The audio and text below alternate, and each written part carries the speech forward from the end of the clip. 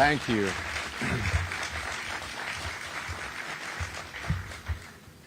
Good morning. I'm so glad we could all be here today to celebrate this incredibly important milestone. This is a big day. It's a big day for our nation, a big day for our state. It's a big day for University of Florida. It's a big day for Board of Trustees of University of Florida, and it's a big day for me. First, Governor, I would like to welcome you and thank you for taking time out of your very busy schedule to join us. I know this occasion is important to you. You were with us. We went below 10. Remember, not too long ago, we were number 17. And we went below 10. We invited you. You came over. When we came to number 7, you were here. When we were at number 5, you were here. Thank you. I also want to say, Governor, we would not be here. This is truth. We would not, none of us would be here, none of us would be sitting here, and I would not have the opportunity to have the opportunity of my lifetime if it wasn't for you. This is your vision. We're just executing. So I also want to do a welcome to a Kennedy. And definitely, it's not Justice Kennedy.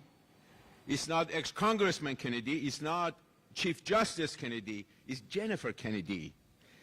Representative Jennifer Kennedy. She is going to be our Speaker of the House in not short term in the future. Jennifer, welcome. Thank you for coming. And of course, we have our newest director of Hamilton, Justice Charles Kennedy. Justice Kennedy, your service to this country is amazing. And you deciding to join us is even more amazing, because I know if you decided not to do something else, you can do lots of other good stuff and get paid much more. But deciding to do this is incredible, and thank you. Thank you for deciding to be here. And of course, one of the most important things is we have our president here, Dr. Landry. Mr. President, welcome here. Welcome to Hamilton. Welcome to University of Florida. We're so appreciative of all your hard work. And of course, I want to welcome my Board of Trustees. We have Trustees O'Keefe, Cox, and Dupree. So today we celebrate, I don't want to miss someone else that has done so much for this university, and that's Keith Perry. Senator Perry, thank you. Thank you for your good work. And it wasn't for you, the governor wouldn't sign that music building. He did it for you, all your good work. Thank you. Thank you for what you do. So today we celebrate more than the renovation campus, and I will say more about this building in just a minute, but also today we celebrate a bold investment in future of higher education. The Hamilton School for Classical and Civic Education stands as a powerful example of how our state and our university and our faculty are working together to lead the nation. I say nationally because, as you may have seen, the Wall Street Journal recently recognized the University of Florida for being named by the City Journal as the #1 university in the country, better than other 99 universities that are ranked. And those 99 were universities that are traditionally considered to be the best. I mention this because the ranking noted that among the things UF does better than anyone else, is prioritize intellectual growth and civic engagement rather than simply prestige and selectivity. Trust me, we are very selective. You know, getting 100,000 applications and we accept only 7,500, that's selective. Civic engagement is key to what the Hamilton School is all about. At the Hamilton School, we are teaching our students to be responsible American citizens and leaders, to cherish and protect the freedom we enjoy in this great nation, to understand the foundation of our democracy. And I mean, just to understand that the democracy we have, just last time when the governor was here, was giving his speech on the other side.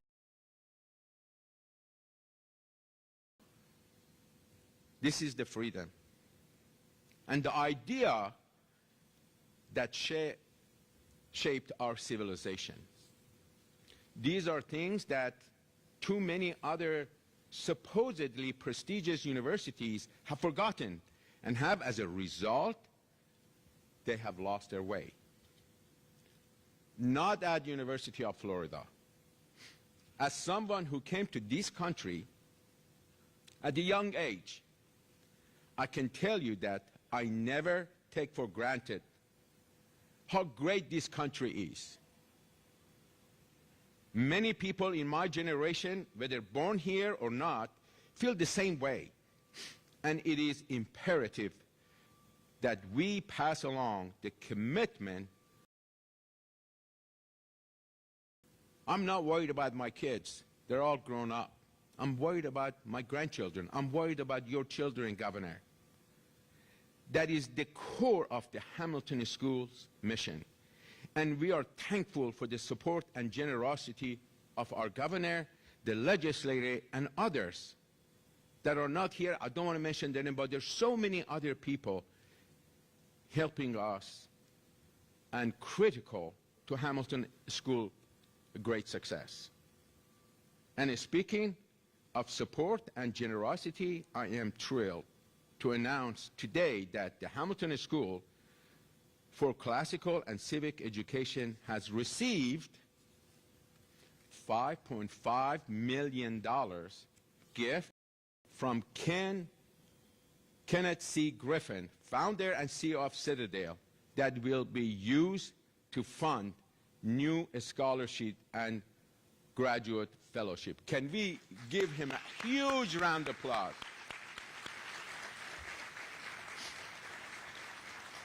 This gift by Ken represents the largest in the Hamilton's history and accelerate UF vision for providing an Oxford or Cambridge-style education with a small discussion-driven classes taught by world-class faculty. This gift was not one of those just write a check and give it to us. They put us through the test. They asked us to show them why should they give us a gift. They looked at it, they studied it, and they decided we were worth it. But I'm just so proud of King Griffin. If you look at, since he's been to Florida, and if it wasn't for this governor, King Griffin would not move to this state. Why? He wanted to go to a state that is safe. And this governor made this state safe. He moved from Chicago to Miami because he felt our state is a safe state to be, plus many other things that our state brings. One of the most prosperous states in the country. Actually, Florida is number 15 in the world. So thank you, Ken. We can't wait to ask you for more. Now about the building. As you can tell by looking at it, this is a truly historic structure. In fact, it is listed on the National Register of Historic Places. infirmary opened in 1931 to serve U.S. student population of 3,000 and was expanded in subsequent years to accommodate a rapidly growing student body, especially after World War II. According to one news report at that time, the 1947 expansion cost whopping $325,000. I would love to see the construction costs estimated like that now. Some of you here today may even remember going to the infirmary as students to get treatment for a cold or maybe for a headache from staying out a little too late at night before celebrating after final exam. Our kids never go out. They just do it after final exam. So I came here. I had a little procedure. So 6, 7 years ago, I came right here to this building, and I went in and went to a room, and I said, oh, my God, is this where our students are coming? You know, and this is the moment they need help.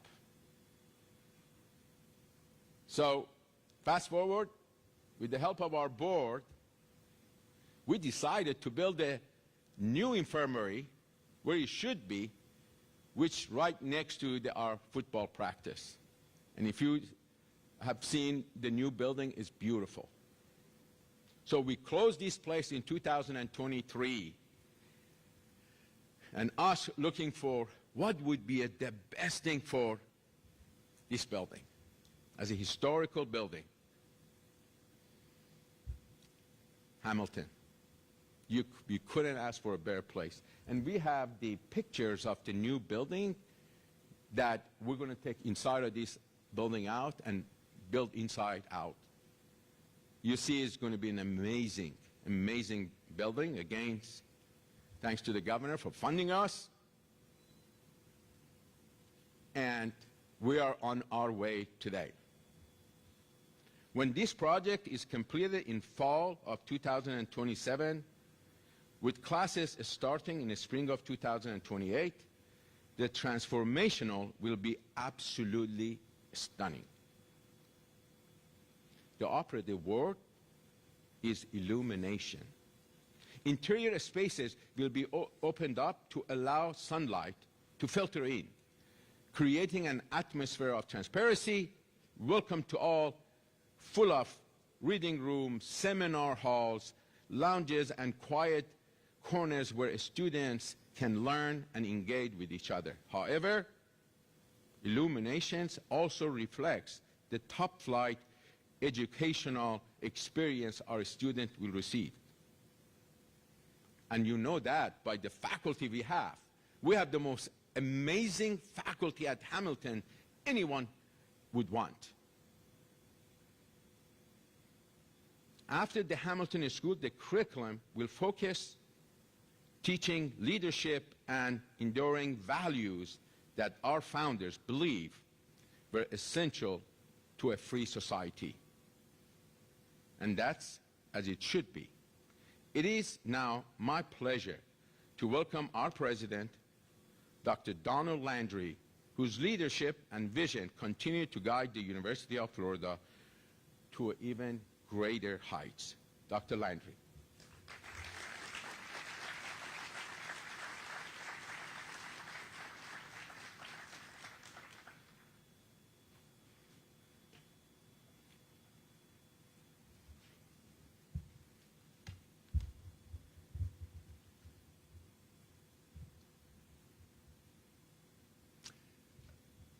Thank you, Chairman Hussaini, and many thanks to Ken Griffin for his generosity, for his support. It's an enormous privilege to be here with you today to celebrate an extraordinary moment for the University of Florida. As the sage has noted, tradition, and what greater than the canon of Western civilization? Tradition is not the worship of ashes. It is the preservation of fire. And the fire burns bright at the Hamilton School for Classical and Civics Education at the University of Florida. This bonfire represents the vision and boldness of a governor, a legislature, a board of trustees. Others have tried to kindle such programs.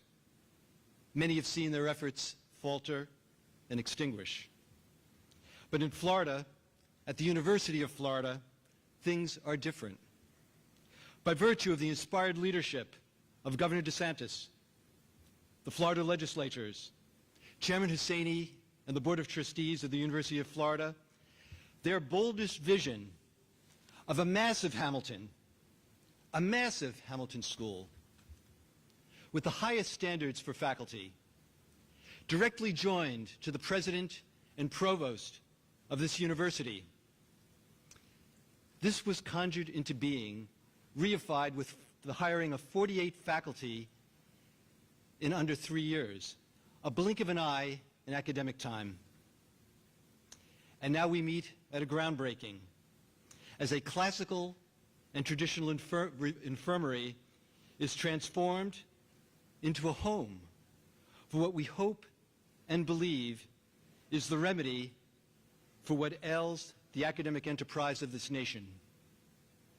That's why we're here. This is the foundation that we've established. This is the structure we're going to inhabit, and we're going to be of service to the nation, to the state. Thank you.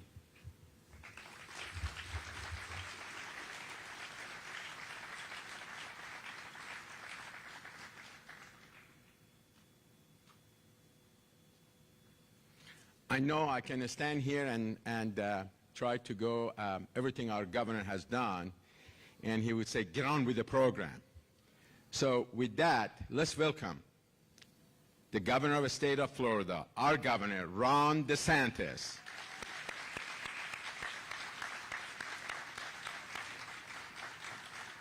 Well, thank you, Maury.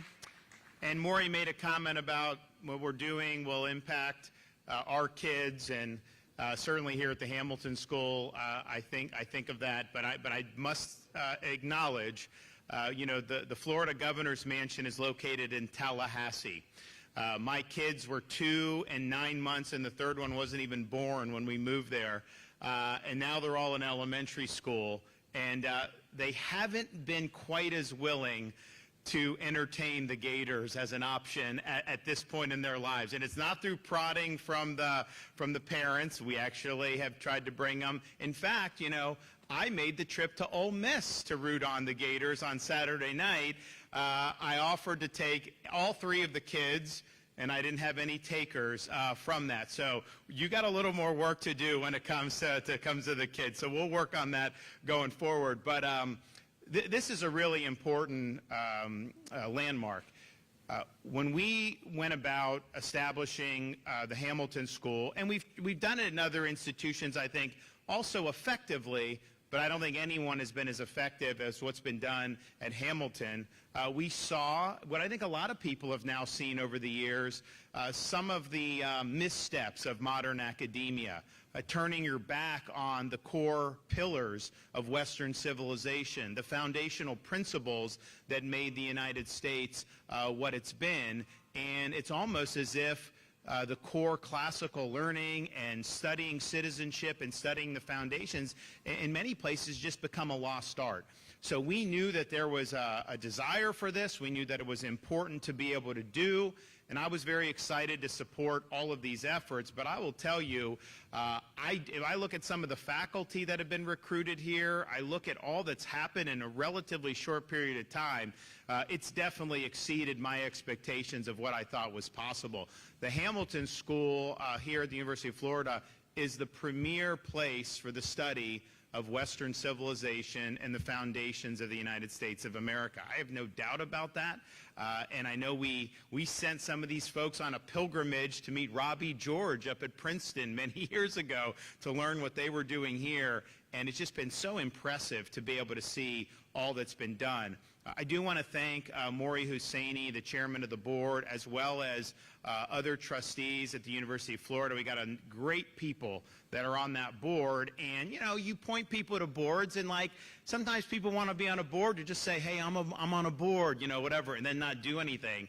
these guys are putting in so much time and so much effort, and they've got a lot of other irons in the fire in their lives. They're not getting obviously compensated for it, and have really, really worked hard to make this vision a reality and even more greater heights going forward. I don't think you would be in a situation where the University of Florida is being ranked by City Journal the #1 university in the entire country without really strong leadership and that type of effort. So thank you for all that you've done, and thank to everyone else on the board for that. I also want to thank Dr. Landry for taking the reins here. You see him talk for just a few minutes. This guy's the real deal. He is incredibly accomplished, tremendous doctor, tremendous scholar, and obviously he's hit the ground running here, and I think he's done a great job. And as the University of Florida continues to reach new heights, you got a great guy at the helm who's able to lead this effort. So welcome aboard again. I'm glad you like the Sunshine State. You're not the only person that's moved from New York to Florida in recent years, but you're a big-time value add. I do want to also thank Ken Griffin for the generous donation. Ken moved his company. Now, Ken was from Florida, so he has ties. He moved his company here less than 5 years ago, I think, and he may already be the #1 philanthropist in the history of Florida, but he's certainly at the top in just a few short years, and so his support from here is very generous. But as Maury said, that's just a down payment. We're going to go back and hopefully you guys ask him for more, because he's done so much across so many different things, and it's been really exciting to see. I also want to congratulate Justice Charles Kennedy for being named the next leader of the Hamilton Center. And I think he's just like a home run choice. First of all, he's got a tremendous academic pedigree, having graduated from Yale Law School. He's also been the intellectual leader on the Florida Supreme Court for almost 20 years, including when it was a lonely voice on the Florida Supreme Court back in those early years. But he also has great experience as a state representative, as a U.S. congressman. He served high up in the executive branch in Florida. And so what we're doing at Hamilton, we don't want this to just be esoteric debates, right? Just sit here and it's kind of pie in the sky, just, nothing but theorizing. What we're trying to do is build an intellectual foundation in the students, so when they then go out, they can become leaders and be great citizens of this republic. And I think Justice Kennedy brings that experience, because he would not have been able to excel in all those different aspects of public service unless he had that strong intellectual foundation, and unless he understood how do you apply these timeless principles to the issues of the day. And so congratulations. Thank you for your great service to the state of Florida. And this wasn't the reason why he got it, or probably not even a factor, but I do think it's great that his wife will be Speaker of the House soon. So I think hopefully we can assume that we're going to get great support for Hamilton out of the Florida legislature. So thank you, Representative Kennedy, for being supportive of this. So this is a great day. I really look forward to being able to do this. We have the top public university system in the country. We have the cheapest for tuition. We have not raised tuition since I've been governor. It's $6,300 for our Florida residents. You can't beat that anywhere else. There's some people in this audience that would wish we would charge a little bit more maybe, but we're not doing it. We're going to keep going on because I do think it's important that young people have an opportunity to get a great education without having a $100,000 millstone around their neck in the form of all this student debt. That has not served students well over the last generation, and I think what we're showing in Florida is it can be done where you have really high quality at a price that's affordable. And get this, we have programs like Bright Futures. If you're good enough to get in the University of Florida, you're probably good enough to get the Bright Futures, and you get your tuition paid for, or you get 75% paid for. And then we also have something called the Florida Prepaid Scholarship Program. So families can pay a little bit as their kids grow up, and then they have an opportunity to go anywhere in the state tuition-free that they can get into. And get this, because we've held the line on tuition, twice since I've been governor, we have rebated money from the Florida prepaid to prepaid families because they paid under the assumption, which was a reasonable assumption, that there'd be some inflation in the cost of tuition. We haven't done that. They got their money back. If you were in some of these other states, they would not have sent you your money back. I can guarantee you that. So this is a great model, what the University of Florida is doing, what the state university system is doing. But right here at Hamilton, I'm really proud of the progress. I mean, I read some of the bios of some of these faculty members. Really, really incredible. I mean, if you want to study, the history, the classics, all those other things, this is where you want to be, and we've shown the commitment by working with the legislature, and you're going to continue to have my support as we move forward in the days, weeks, months, and years ahead. So God bless everybody that's been a part of this. I look forward to breaking ground, and I'm going to bring my kids to the Florida State game, so if any of you Gator fans have any magic potion to maybe get them to take a little bit different tact in their in-state rivalry, I will make sure that they listen to you. Thank you.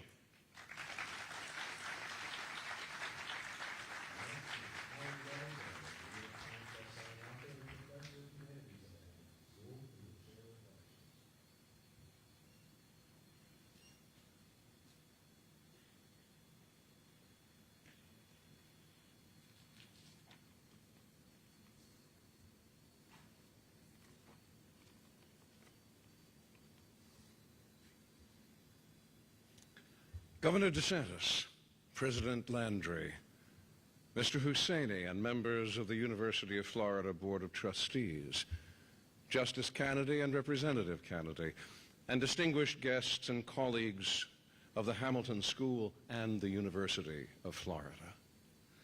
In 1790, when the leaders of the Jewish synagogue in Newport, Rhode Island, grew anxious about their future under the new American Constitution, George Washington wrote to assure them that this government gives to bigotry no sanction, to persecution no assistance, and requires only that they who live under its protection should demean themselves as good citizens. Easy enough in 1790, but what, we wonder, makes someone a good citizen today? It was the first concern of Washington's generation that schools at every level be the shapers of that good citizen. For in a democracy, all authority for government lies in the hands of those citizens. And so the new republic's earliest school textbooks were filled with a number of stories, mostly taken from the history of America and adorned with a short and easy explanation of the Constitution of the United States, in which the great principles of liberty and of the federal government are laid down and explained. I have often asked my students, what moment in the Constitution speaks in the most important way to you? Sometimes the answer is the preamble. We, the people of the United States, in order to form a more perfect union. Sometimes it's the cluster of rights gathered in the First Amendment, where no law respecting an establishment of religion or prohibiting the free exercise thereof or abridging the freedom of speech or of the press is allowed. But when they turn the question back to me, I respond with an underappreciated statement in Article 1, Section 9. No title of nobility shall be granted by the United States. In the American experiment, there is no other title except citizen. Everything else, from president on down, is temporary and instrumental. Citizen remains the first and permanent title of every American. It is from the challenges of the fractured and violent politics of our times that we have been forced again to the great question of the citizen, and with it the golden words that run through those old textbooks: freedom, liberty, consent, choice, equality, rights, representation, law. We hear this question of the citizen in place after place, in college after college, in university after university, and especially here at this gifted University of Florida, as we celebrate the building that will be the home of the Hamilton School of Classical and Civic Education. For here, we will draw on the heritage of the classical tradition of the West to understand the meaning and the promise of the citizen. And our tutors will be Aristotle and Cicero, Hayek and Havel, Montesquieu and Locke. And we will turn to the examples and the sacrifices of Washington and Hamilton, of Douglas and King, of Stanton and Anthony, of Mark Twain and Charles Ives as our guides, to discovering in the American experience those inalienable rights which are the gift of the Creator to every man, woman, and child.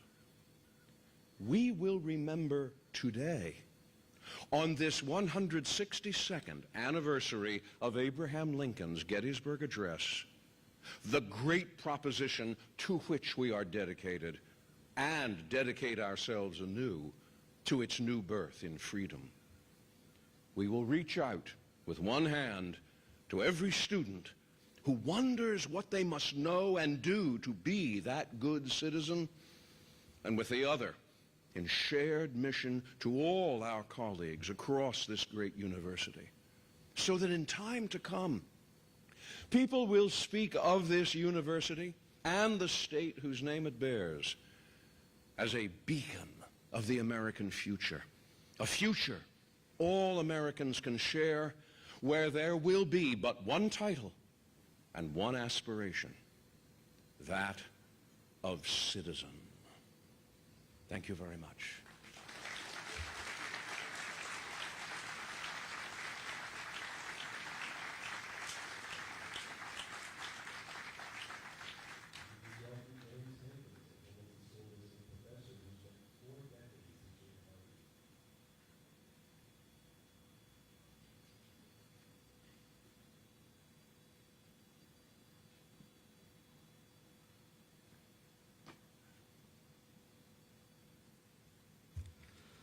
My friend Alan is a very hard act to follow. Governor DeSantis, President Landry, Chairman Hussaini, and Chief Justice Kennedy, members of the University of Florida Board of Trustees, and distinguished guests. It's an honor to be present at this ceremony, which marks a key moment in the history of educational reform, not just in Florida, but throughout the United States. It is a day to celebrate the creation of a beautiful home for the Hamilton School of Classical and Civic Education, and to express proud hope for its future. Under the energetic directorships of John Stiniford, Will Imboden, and Robert Ingram, the Hamilton School has built in a very short time what, in my professional opinion, is the finest institution for the study of American and Western history in the country and perhaps in the world. I know that Governor DeSantis already said that, but that's my opinion too. Today we celebrate the great achievement and express our gratitude to Governor DeSantis and the state legislature of Florida for their visionary leadership and unfailing support. I've been on the advisory board of the Hamilton School since its founding, and although I personally can't take much credit for what has been built, I've been frankly astonished to observe the sustained energy, vision, and sense of purpose that has gone into building this institution. It's an institution that has successfully challenged already the tired and increasingly self-destructive status quo of American higher education. In the 40 years I've spent on the faculty of Harvard University, I've had a front row seat to watch the tragedy of American educational decline. I've seen my university, once considered the flagship of elite education in America and the world, progressively downgrade its commitment to intellectual excellence while putting the interests of global communities ahead of the citizens of our own country. In my own history department at Harvard and elsewhere in the Ivies, we have gradually been abandoning our commitment to teach the Western tradition, ancient Greece and Rome, the Christian Middle Ages, the Renaissance, and modern European history. For hundreds of years, this heritage was the possession of all educated Americans. You have but to read the Federalist Papers to recognize the Founding Fathers' profound knowledge of Western history. In the last 40 years, however, all that has changed. Courses on the history of Western civilization have disappeared from our schools and universities. Thanks to the success of the Hamilton School, that is not going to happen at the University of Florida. Just look at the faculty the Hamilton School has recruited in the space of only 3 years.